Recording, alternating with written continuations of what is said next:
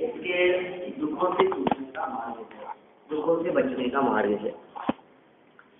यदि दुखों से बचना चाहते हो तो सबसे पहले शरीर के प्रति ममत्व का त्याग करो, शरीर के प्रति एकत्व का त्याग करो, देह के प्रति अपनेपन का त्याग करो, ऐसा मुनिराज कहते हैं। फिर अब ये कहता है कि भाई देह के प्रति ममत्व का त्याग कैसे करूं मैं, ये देह मेरी है ना। आपने तो कह दिया शरीर से विरक्त हो जाओ, वैसे कहने से थोड़ी ना विरक्त होते हैं, इतना आसान नहीं है शरीर से विरक्त होना, शरीर से मोह ममत्व टूटना। तो आचार्य देव यहाँ कहते हैं कि अरे भैया शरीर से ममत्व टूटना आसान कैसे नहीं है, तुम शरीर के स्वरूप के बारे में विचार कर लो तो अपनापन ममत्व अपने आप टूट जाता है। जब तक शरीर के स्वरूप के बारे में विचार नहीं किया तब तक तो अपनापन बना रहता है, और जैसे ही उसके वास्तविक स्वरूप के बारे में पता लगता है तो अपनापन टूटना बहुत आसान काम है। देखो किसी व्यक्ति को मित्र मान रहे थे हम और ऐसा समझ रहे थे यही हमारा भला करने वाला, यही हमारा सच्चा मित्र है, अच्छा दोस्त है हमारा, और जैसे ही हमारे को पता लगा कि अरे रे ये तो हमारे को मुसीबत में डालने वाला है, ये हमारे को दगा देने वाला है, इसकी वजह से हम संकट में पड़ जाएंगे, बोलो अब उसके साथ में मित्रता कितने दिन चलेगी? कब तक है मित्रता? जब तक उसे अपना हितैषी जाना तब तक ही मित्रता है। और जब हमने ये जान लिया कि ये हमारा हितैषी नहीं है, ये हमारा भला करने वाला नहीं है, तो फिर उसके साथ में मित्रता भी नहीं रहती है। ठीक इसी प्रकार देह को, शरीर को हमने अपना हित करने वाला, अपना भला करने वाला जाना, और आचार्य देव ये कहते हैं कि ये तुम्हारी आपदाओं का स्थान है, तो फिर देह के प्रति विरक्ति हो जाती है। मैंने शरीर के प्रति विरक्ति दिलाने के लिए देह को आपदाओं का घर, विपत्तियों का स्थान आचार्य देव यहाँ कह रहे हैं, जिससे शरीर के प्रति अपनापन टूट जाए। देखिए पेज नंबर 91 पर, 91वें पेज पर है, शरीर से विमुख न होते हुए जीव को, क्या कहा? ऐसा जीव जो शरीर से विमुख न हो रहा है उस जीव को मुनिराज सारभूत उपदेश देकर शरीर से विमुख क्यों करते हैं? इस प्रश्न का उत्तर आगामी छंद में कहते हैं। प्रश्न उठाया है ऐसा कि ये जीव शरीर से विमुख नहीं हो रहा तो मुनिराज क्यों चाहते हैं शरीर से विमुख हो गए? आपको क्या पड़ी? नहीं हो रहा है तो मत होने दो ना। जैसे कई बार हम ऐसी बातें कह देते हैं, हम नहीं मानता है तो मत मानने दो, बढ़ने दो उसको,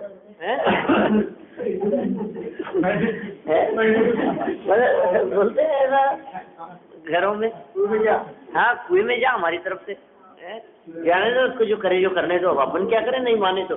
हमने तो कह दिया, बहुत समझा दिया इसको, बहुत, हाँ चूल्हे में पड़ो।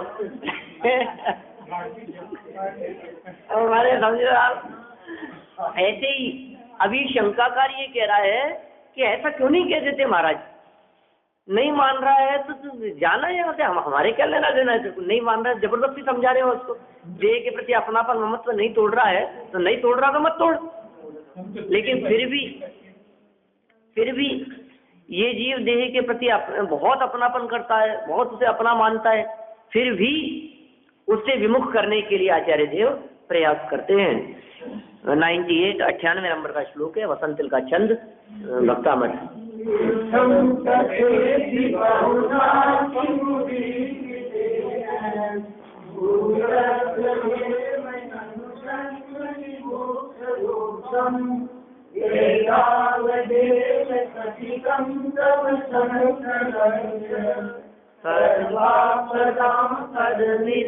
जननम जनानां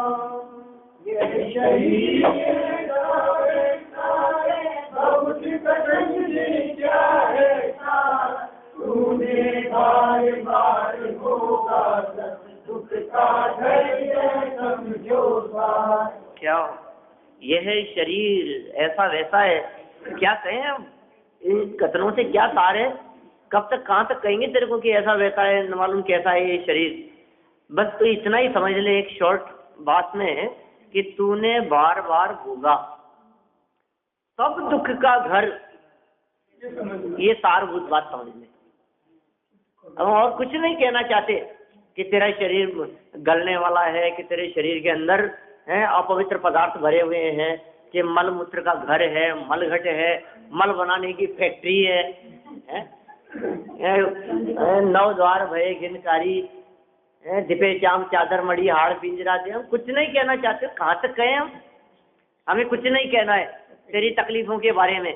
लेकिन तू इतना समझ ले कि इस शरीर को तूने बार बार भोगा है और दुख उठाए हैं, अब बस इतने मात्र में पर्याप्त है, इससे ज्यादा और कुछ नहीं कहना चाहते। अर्थ देखिए, यह शरीर ऐसा है वैसा है, इस प्रकार बहुत कहने से क्या साध्य है।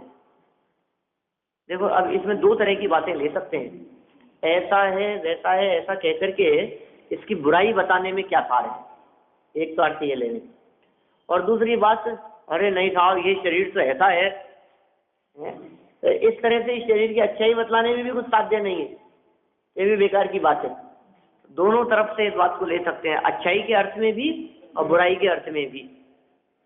वैसे बुराई के अर्थ में ज्यादा उपयुक्त लगता है कि इस शरीर की ज्यादा बुराई करने से कोई सिद्धि नहीं होगी, इसलिए हमारे को कोई देह पुराण नहीं लिखना है, इस शरीर का वर्णन करते रहे हम, हमें तो आत्मा की महिमा गानी है और हमें तो देह के प्रति तेरा अपनापन चढ़ा करके आत्मा तक ले जाना है, अपने स्वरूप तक ले जाना है। तो हम दुखों की चर्चा करें कि आनंद के गीत गाएं, बोलो क्या अच्छी बात है, शरीर से तुमने ये तकलीफ पाई है, ये दुख उठाए हैं, कभी नरकों में, कल बोला था आपने नरकों में ऐसी मार पड़ी तो गुजरा जमाना भूल गया, सभी तिरंज गति में जाकर के दुख उठाए हैं, और ऐसे ऐसे दुख हैं कि घाव हो जाते हैं। देखो आप जानवरों के शरीर में और कीड़े पड़ जाते हैं उनमें और तड़फड़ाते रहते हैं, चैन नहीं पड़ता है। कुत्तों को ऐसे देखा होगा अपने जानवरों को सड़क पर, कितने सारे दुख सब शरीर के पीछे हैं जितने दिखाई देते हैं। हाँ चिड़िया कीड़े पड़ गए, चिड़ियाएं आकर के उसमें से चींटों को खाती है, कीड़ों को खाती है। मनुष्यों के हो जाते हैं, बोलो इतने अपार दुख। अब हम ये कह रहे हैं कि अब क्या करें, वो लोग इनका तो वर्णन करने में खूब किए जाओ, क्योंकि वर्णन किसी एक व्यक्ति के शरीर का तो करना नहीं है, समष्टिगत कथन होगा तो हजारों प्रकार के दुख है, करोड़ों प्रकार की बीमारियां हैं, किसी को कोई बीमारी है, किसी को कोई बीमारी है, किसी को कोई तकलीफ है, किसी को कोई तकलीफ है, लेकिन तकलीफ के बिना कोई नहीं है। रोम रोम में रोग हैं, तन रोगों की खान है, यह कथन है। शरीर तो रोगों और बीमारियों की ही खान है, खजाना है, और जो खान जिस चीज की होती है उससे वही निकलता है। और साहब कल तक तो कुछ नहीं था और क्या बीमारी हो गई, रोगों की खान है तो खान में से तो वही निकलेगा। बोलो सोने की खान में से सोना ही निकलेगा और कोयले की खान में से कोयला निकलेगा। हम समझे कोयले की खान में से सोना निकल जाए, कैसे होगा? तो तन किसकी खान है? रोगों की खान है, तो क्या निकलेगा? रोगी निकलेगा। शरीर यदि बीमारियों की खान है तो आप क्या उम्मीद कर सकते हो किस समय कौन सी बीमारी दिखाई देने लगे? अंदर तो सब भरी है। और साहब कल तक तो कुछ नहीं था, आज टेस्ट कराया तो कैंसर हो गया, तो आज थोड़ी ना हो गया कैंसर। आप क्या सोच रहे हो आज हो गया है? आज तो जांच में आया है, और जांच और महीने भर नहीं कराते तो और महीने भर नहीं होता, ऐसा मान लो। अरे साहब काहे को जांच करा लिया आपने, नहीं कराती तो और महीने भर कैंसर नहीं होता। ऐसी बात थोड़ी ना। क्या करें, अंदर में भरे हैं ये सब, बहुत कहने से क्या लाभ है। हे जीव, तूने इस संसार में शरीर को बारंबार भोगा और छोड़ा, बार बार में भोग भोग करके छोड़ा है। संक्षेप में तुझसे इतना ही कहना है कि यह शरीर ही जीवों के लिए सर्व आपदाओं का स्थान है। दुख का घर ऐसे शब्द दिए हैं पद्यानुवाद में, सब दुख का घर, यह समझो सार। सारभूत बात यह है कि इस शरीर को दुख का स्थान, दुख का घर, दुख का जन्मदाता और ऊपर तो देखो आप कहाँ जननम जनानाम ऐसे शब्द दिए हैं संस्कृत श्लोक में। सर्वापदाम पदमिदम जननम जनानाम, जननम जन्म देने वाले, जनानाम लोगों को, पदम इदम सर्वापदाम सर्व आपदाम सभी आपदाओं को जन्म देने वाला है इन लोगों के लिए। ये कौन कि तब संकल्य आपका ये जो शरीर दिखाई देता है, ये शरीर सभी प्रकार के सब जीवों के लिए सभी प्रकार की आपदाओं को जन्म देने वाला है, उत्पन्न करने वाला है। तो इसका ये रहता है कि ये स्वस्थ है जितना, हाँ स्वस्थ सही बात। शरीर माने देखो आप ये टेस्ट कराने के लिए जाए और पूरे शरीर का चेकअप कराए, और पूरे शरीर का चेकअप कराने के बाद में सारी रिपोर्ट नॉर्मल आ जाए, कहते तुम्हारी मशीन खराब हो सकती है, तुम्हारी जांच खराब है, रिपोर्ट सही नहीं है तुम्हारी। क्यों? क्योंकि ये रिपोर्ट झूठी नहीं हो सकती है। जो रिपोर्ट दिगंबर संत दे रहे हैं कि तुम्हारा शरीर तो रोगों की खान है, ये रिपोर्ट सच्ची है कि वो रिपोर्ट सच्ची है? वो सारी रिपोर्ट 10 प्रकार के टेस्ट करा लिए, जांचें करा ली, खून की, इसकी मलमूत्र आदि की, सारे शरीर की जांच कर ली उसने, और सारी जांचें आई, अरे सब नॉर्मल है, कोई बीमारी नहीं है, कि सब झूठी है बातें। तुम्हारी मशीनें उन सूक्ष्म बीमारियों को और बीमारियों के कणों को पकड़ नहीं पा रही है। ऐसे हैं कि जिनके रोग का आज अभी तक पता ही नहीं है। ऐसे लोग भाई ये कहता है मेरे को तकलीफ है, और टेस्ट कराते हैं तो रिपोर्ट नॉर्मल आती है। बोलो ऐसे बहुत है ना, तकलीफ शरीर में बढ़ती जा रही है, तकलीफ बढ़ती जा रही है, मैं पीड़ित हूँ, मैं परेशान हूँ, और जब जांच कराता हूँ तो रिपोर्ट नॉर्मल आती है। तो इसका मतलब क्या है कि उन मशीनों से, हाँ मैं नॉर्मल थोड़ी ना हो गया, इसका मतलब हाँ इसका मतलब ये थोड़ी ना कि मेरी तबीयत ठीक है, बीमारी तो है ही कहीं ना कहीं, पकड़ नहीं पा रही है मशीनें, वो नहीं पकड़ सकती। नाम का ही पता नहीं कौन सी बीमारी। देखिए अब भावार्थ, इसके भाव क्या कहते हैं? दृष्टांत सिद्धांत रूप उपदेश तो बहुत कहा, तेरा भला न होना हो तो कितना भी कहें सब निष्फल। इसलिए इन्होंने कह दिया पहली लाइन में, इत्थम तथेति बहुना किमुदीरितेन, क्या मतलब और ज्यादा बहुत कहने से क्या लाभ होने वाला है, क्या प्रकट हो जाएगा? किम उदीरितेन, क्या लाभ हो जाएगा, क्या प्रकट हो जाएगा इससे? तेरा भला होना हो तो कितना भी कहें सब निष्फल है, भला न होना हो तो। अब तेरा भला, तेरी होनारी खोटी है, अब कितना भी समझाएं तेरे समझ में तो आएगी नहीं। जैसे कहते हैं ना कि इसके ऊपर मोह की चादर पड़ी है, इसके ऊपर तो पता नहीं कौन सी नशे की चाय की एक पट्टी बांध रखी है इसने तो अपनी आंखों पर, इसको दिखता ही नहीं है। बोलो ये इसको परेशान कर रहा है, ये इसको संकट में उलझा रहा है, ये इसको फंसाने के काम कर रहा है, लेकिन इसके ऊपर पता नहीं इसने कैसी पट्टी बांध रखी है कि इसको ये भला ही दिखता है। ऐसा बोलते हैं बस, इसको ऐसा ही दिखता है कि यही मेरा भला करने वाला है, यही मेरा हित करने वाला है। आचार्य देव कह रहे हैं ऐसी पट्टी तूने आंखों पर बांध रखी है भाई, तुझे शरीर भला करने वाला दिखाई देता है, अच्छा और हितकारी दिखाई देता है, हम तुझे क्या समझाएं और कितना समझाएं, ज्यादा समझाने से कोई लाभ नहीं है। होनार खोटी होगी तो कुछ नहीं समझ में आएगा, और होनार भली होगी तो इतना कहने मात्र से कि ये तेरे लिए अच्छा नहीं है समझ में आ जाएगी।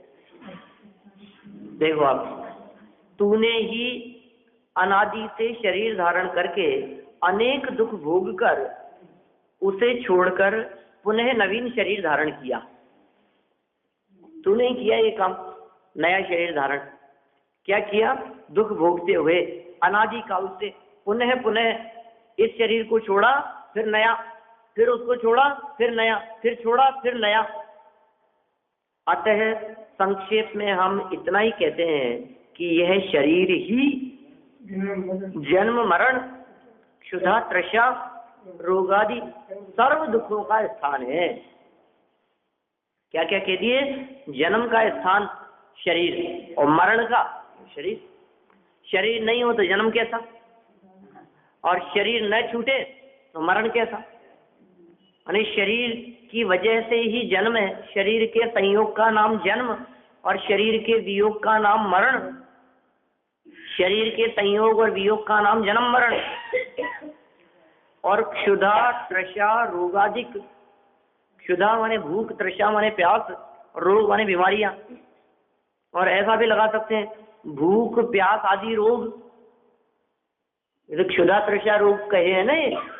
क्षुधा तृषा रोग मतलब सबसे बड़े रोग तो यही है। आपको लगता है कि कोई बीमारी नहीं है, कोई तकलीफ नहीं है, अरे हमारे कौन सा रोग है?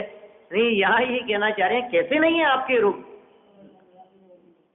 कैसे नहीं है? ये भूख प्यास के रोग तो हैं, ये कोई कम बीमारी है क्या? भूख प्यास की बीमारियां कोई कम बीमारियां नहीं है, निरंतर ये ऐसे रोग हैं जो रोग मिटते ही नहीं।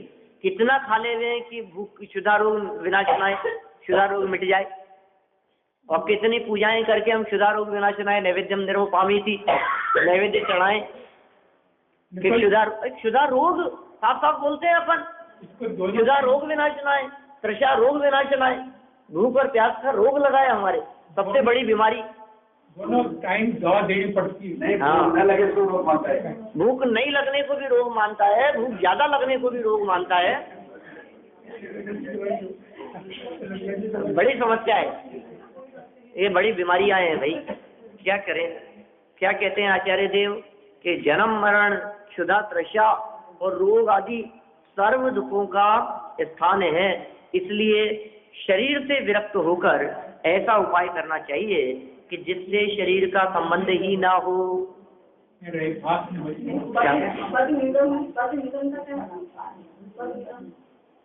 पदम इदम मतलब तो होता है यह, और पदम मतलब यह है पद, शरीर की बात है, इसको प्राप्त करके ऐसा भी कह सकते हैं इसको।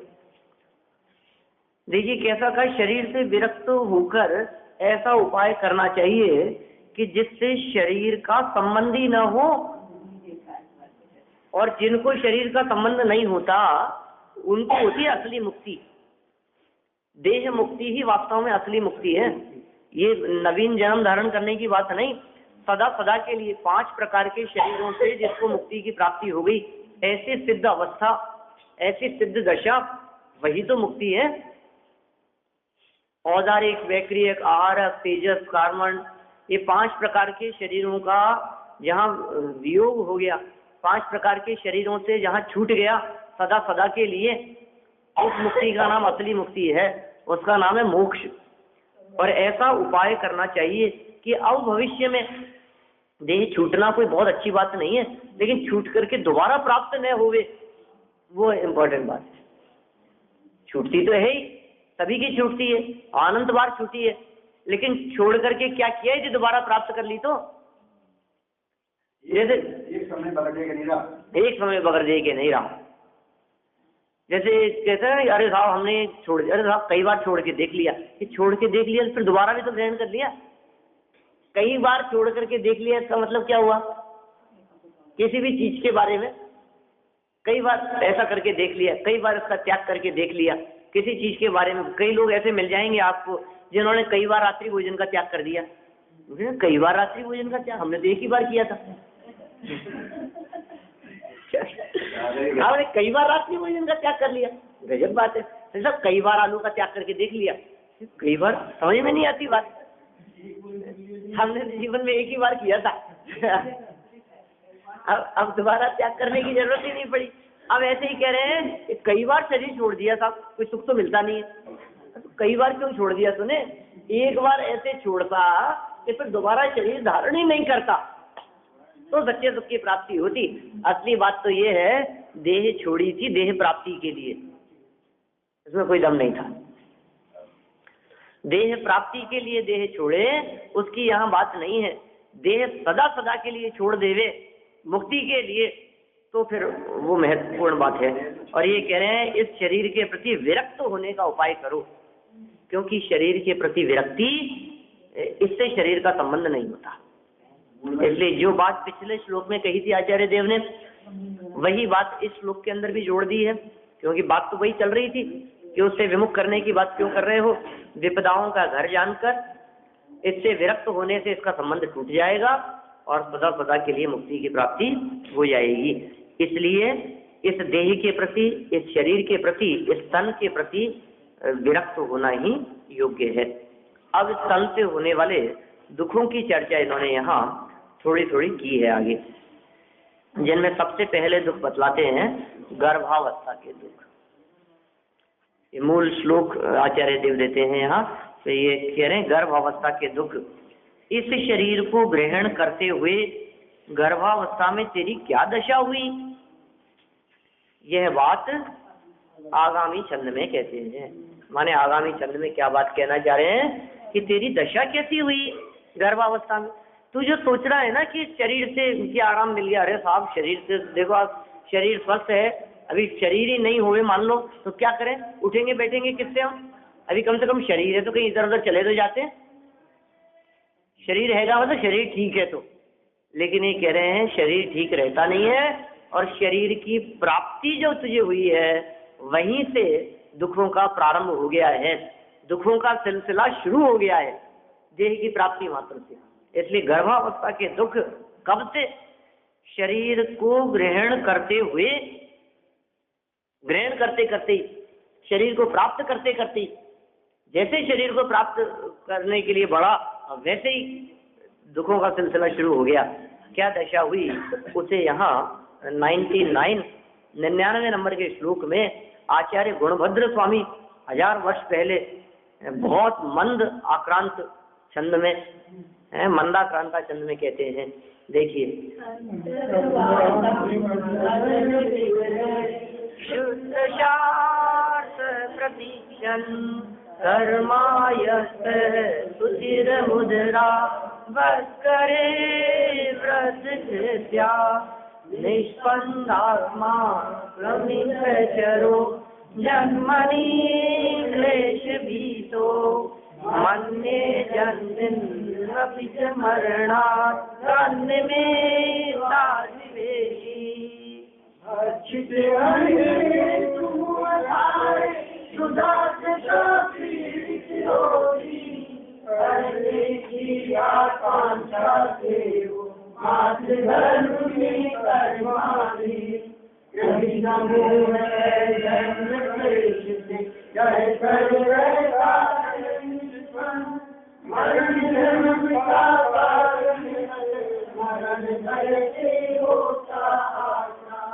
क्या कह रहे हैं, बक्षित खाए हुए अन्न के लिए मुंह फाड़े, क्षुधा तृषा पीड़ित वो दीन, ये उस गर्भ अवस्था की बात बतला रहे हैं। आचार्य देव कह रहे हैं कि जिस गर्भ अवस्था में माता के खाए हुए अन्न से भक्षित अन्न का मतलब खाया हुआ भोजन, उस भोजन को प्राप्त करने के हेतु से मुंह फाड़े, क्षुधा तृषा से पीड़ित होता रहता है, अत्यंत दीनहीन होकर भूख और प्यास से पीड़ित होता हुआ भक्षित अन्न को प्राप्त करने के लिए भूख और प्यास की वेदना से निरंतर पीड़ित रहता है, और बढ़ने की आकांक्षा से हो मात गर्भ में गर्भाधीन, निरंतर बढ़ने की इच्छा से, बढ़ने की आकांक्षा से, कब बड़े हो जाएं ऐसी इच्छा से गर्भ अवस्था में कर्म के अधीन रहता है। रहता कहाँ है, एक क्रमी समूह सह, क्रमी माने लट कीड़े जीव जहाँ पड़े हैं उन समूहों के बीच में, पेट में कीड़े पड़े रहते हैं, विष्ठा मल पेट में भरा रहता है। क्रमी समूह, कीड़ों के समूह, जीवों के समूह, अपने को पता नहीं है पेट में कितने जीव हैं, ठीक है, मतलब समझ लीजिए आप, अंदर तो क्योंकि जहां मल भरा हो उस जगह पर जीव कैसे नहीं होंगे। आप कल्पना कीजिए कि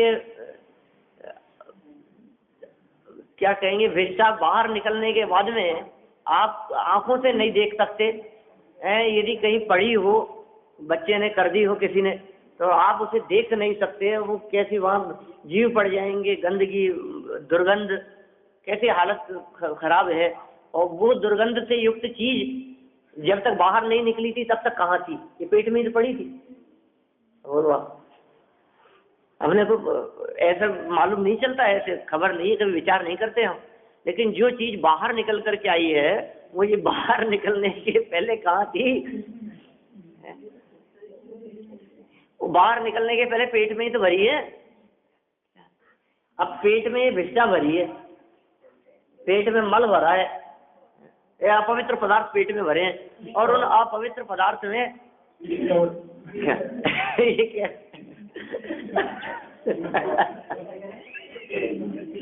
स्टोर है, मल स्टोर है। मने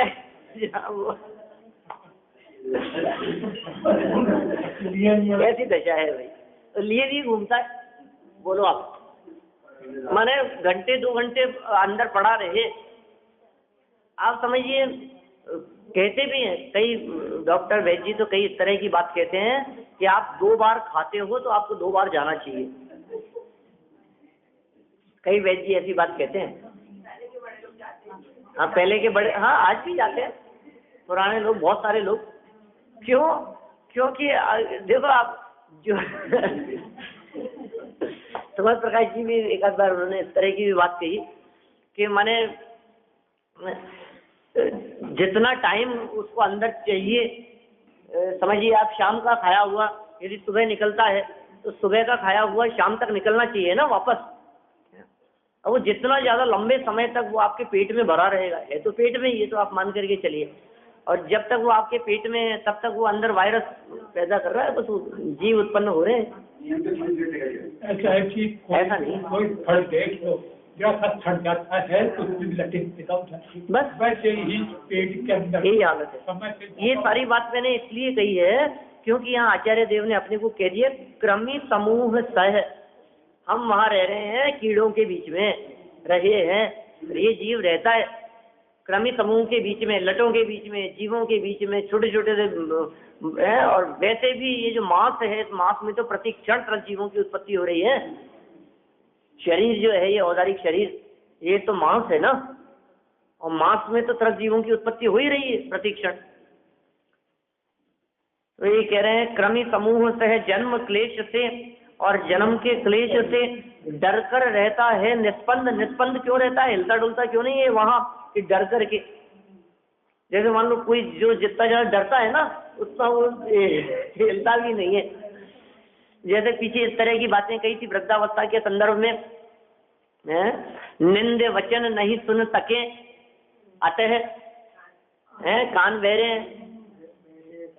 और अपवित्र दशा न देख सके, इसलिए नेत्र में अंधापन, ऐसी बातें कही थी पीछे। तो ऐसे कहा कि अभी हिलता क्यों नहीं है? कि पीड़ित रहता है, घबराता रहता है, डरता रहता है, इसलिए हिलता नहीं है। क्या कहा इन्होंने? निष्पंद क्यों रहता है? जन्म क्लेश से डर कर रहता है निष्पंद, और मरण जन्म का कारण। ये मरण का कारण कौन है? जन्म का, मरण भी जन्म का कारण है, जन्म मरण का कारण है, ऐसा समझ लो आप। अतः मरण भय से होता आक्रांत। ओहो, देखो ये उल्टी बात कहना चाह रहे हैं। ये ऐसा कह रहे हैं आप मरण से क्यों डरते हो, उसके पीछे क्या कारण है?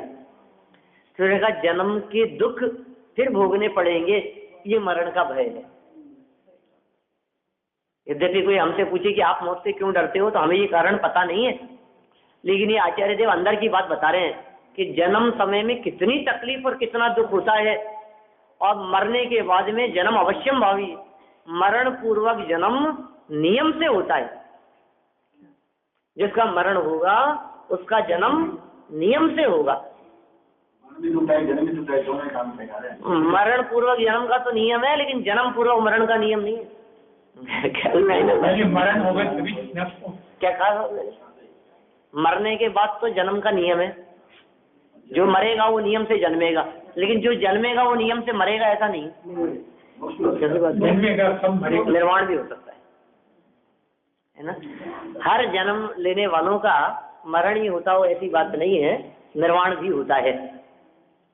इसलिए ये कह रहे हैं कि भैया जिसका मरण हुआ है उसका तो घबराहट दिखाई देती है बहुत ज्यादा, मरने के विचार मात्र से घबराता है। तो क्यों घबराता है? क्योंकि फिर जन्म और फिर जन्म के अपार दुख। देखिए अर्थ पढ़ें इसका। हे प्राणी, क्या बात कह रहे हैं प्राणियों के संदर्भ में कि हे प्राणी, कर्माधीन होकर तू माता के उदर रूपी विष्टा स्थान में रहा। कौन सी जगह पर रहा? कर्माधीन होकर के। रहना तो नहीं चाहता था क्या? तो उस सेठ को ये कह दिया कि तुम मर करके विष्टा में कीड़े होंगे, तो उसे अच्छा नहीं लगा, कीड़े बनने वाले हैं। और यदि मनुष्य गति का भी होवे तो ये कह रहे हैं विष्टा, उधर रूपी विष्टा स्थान में रहा। ये कौन सा विष्टा में नहीं है? जन्म तो ऐसे स्थानों पर होता है जहां भी जन्म है।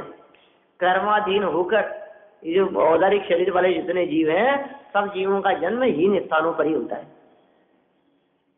वैक्रियक शरीर वालों में नारकियों का जन्म हीन स्थान पर। एकमात्र देव ऐसे हैं जो वैक्रियक शरीर वाले हैं, जिनका जन्म उत्पाद शैयाओं पर होता है और वो उत्कृष्ट है वो जन्म।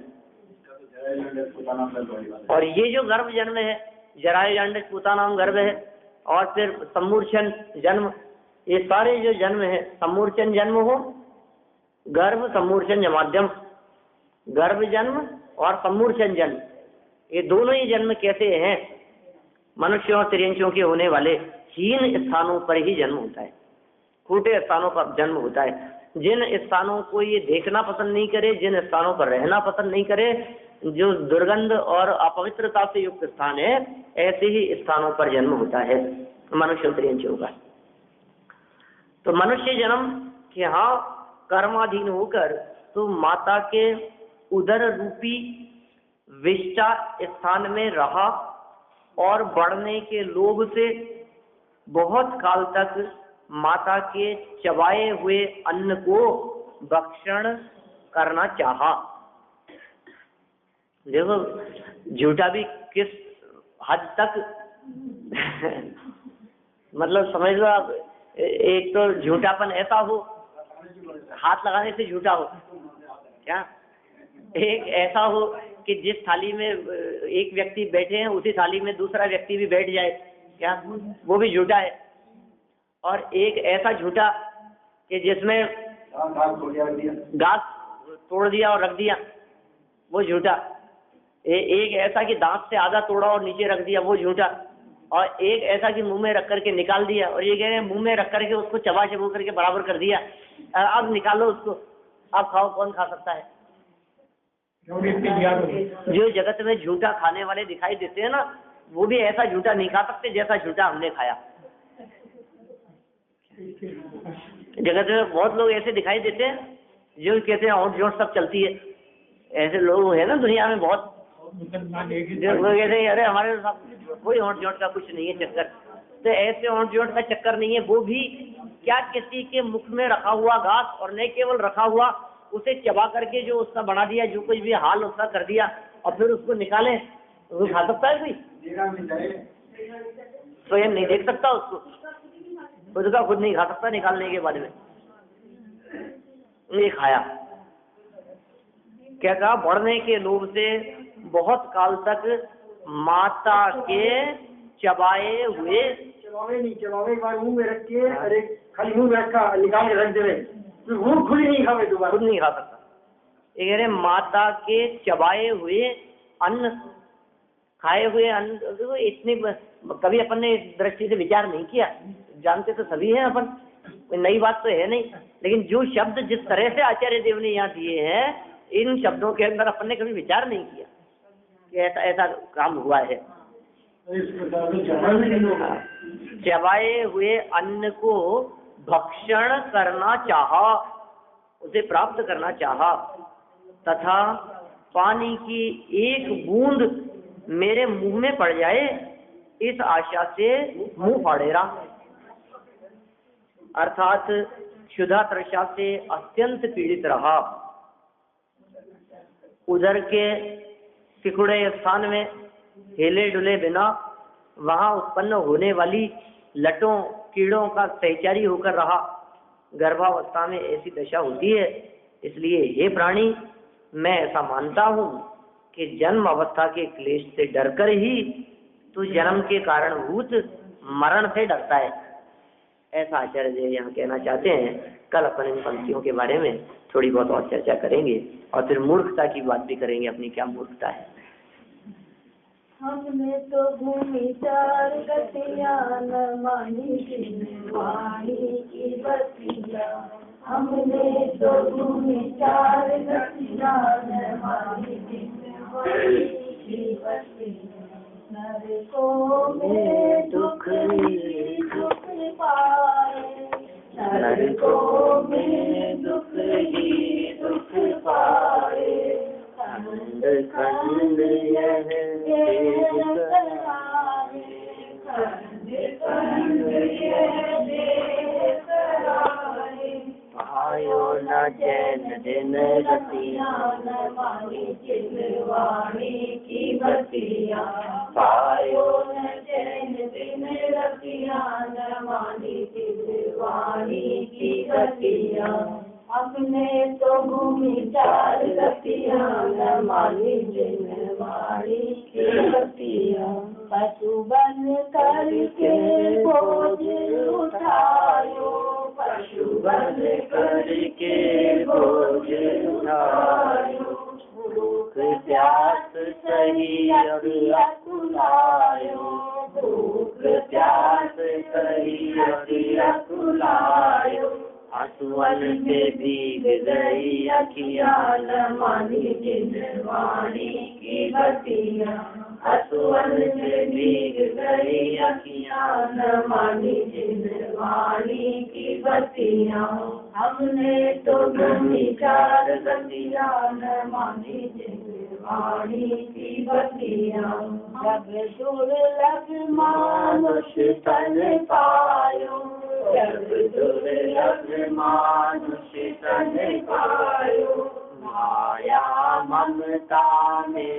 बिसरायो, माया ममता में बिसरायो, दीन अपनी सूरतिया न मानी वाणी की बतिया, लीन अपनी सूरतिया न मानी वाणी की बतिया, हमने तो भूमि चार गतियां न मानी वाणी की बतिया, पुण्य उदय से दुर्गति पाई, पुण्य उदय से दुर्गति पाई, मरण समय माला मुरझाई, मरण समय माला मुरझाई, मर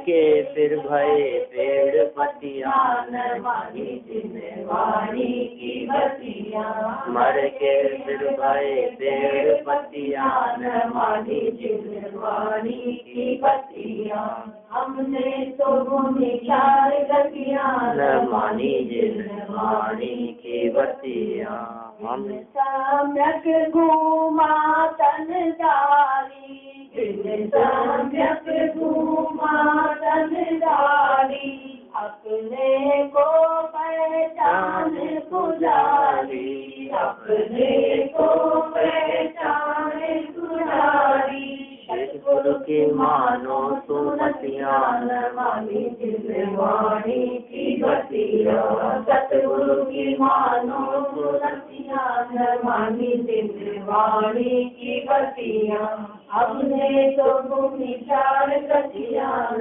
मानी वाणी की बतिया, हमने तो भूमि चार गतियां न मानी वाणी की बतिया, जवानी के जान से सूझे लो कालो, तो वाणी मस्तक रहूं सदा देत हूँ, सदा देत हूँ।